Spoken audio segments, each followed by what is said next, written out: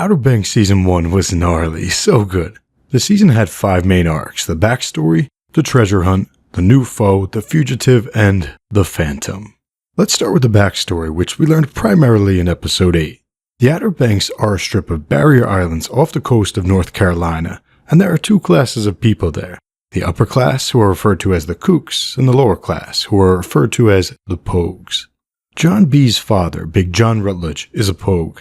He spent most of his life searching for the lost treasure of a downed ship called the Royal Merchant.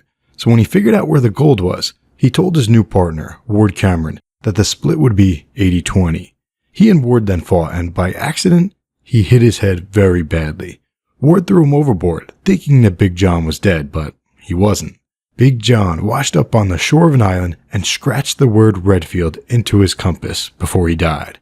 It was a clue for his son. Ward then sunk Big John Rutledge's boat in a place where he thought no one would find it, and he also hired Scooter Grubbs to find the treasure. Ward thought that the gold might be on an island, so he sent Scooter there ahead of the storm in fear of the gold being washed away. Scooter didn't find the gold there. Instead, he found Big John's body. Fast forward about 9 months to Part 2, the treasure hunt, which takes place over the first 6 episodes of the season. Big John's son, John B., now lives alone at just 16 years old, so CPS, or Child Protection Services, is on his case. John B. bought himself some time by saying that his uncle lives with him. With that time, John B. and his friends, Kiara, Pope, and JJ, went on the treasure hunt. It started when they ran into a sandbar that wasn't a sandbar. It was a sunken boat. They found a key that led them to a motel room where they found an envelope, some cash, and a gun, which JJ took. They later went back to the sunken ship and found John B.'s father's compass. They were chased from there by 2 thugs, so they knew that they were onto something. At home, John B. opened the compass and found the word Redfield scratched into it, a clue. And once again, the 2 thugs showed up, so the kids hid in the chicken coop. Once the coast was clear, they went to the Redfield Lighthouse. Turns out, that was not the clue. John B.'s great-grandmother's name was Redfield, so they went to her tomb, and inside, they found 2 things. An envelope, which showed a map of the location of the sunken Royal Merchant ship, and a tape recording from John B.'s father, telling him to finish the treasure hunt. The kids stole a submarine drone and found the wrecked Royal Merchant, but no gold.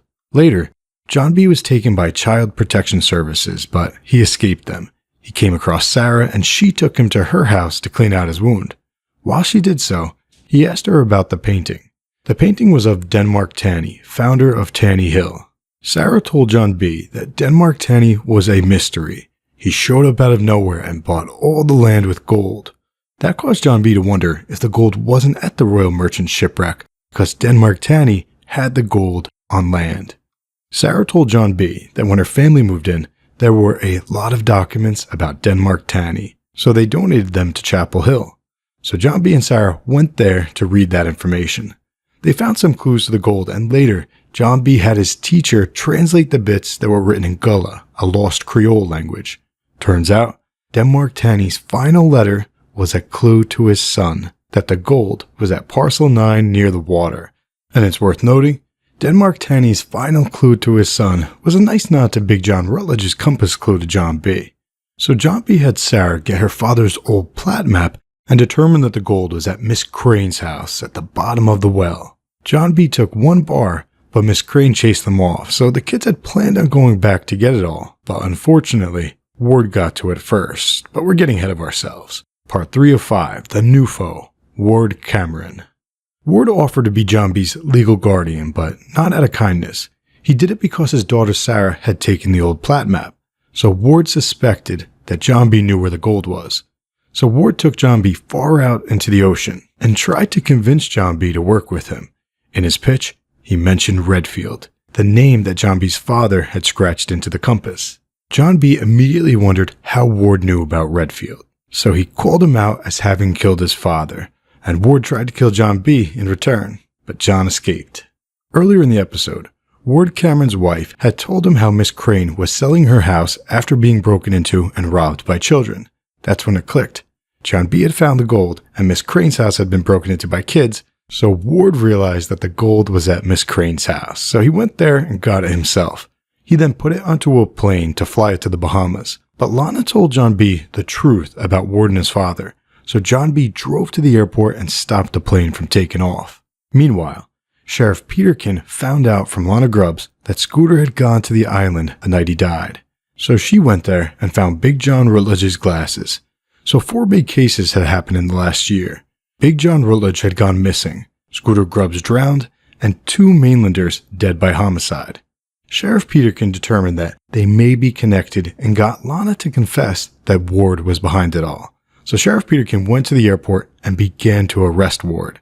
But he fought back, and in the process, Ward's shunned son Rafe shot Peterkin. Her dying words were for John B. to run, so John B. ran off. Ward then blamed the shooting on John B., making John B. a fugitive. Part 4 of 5, The Fugitive.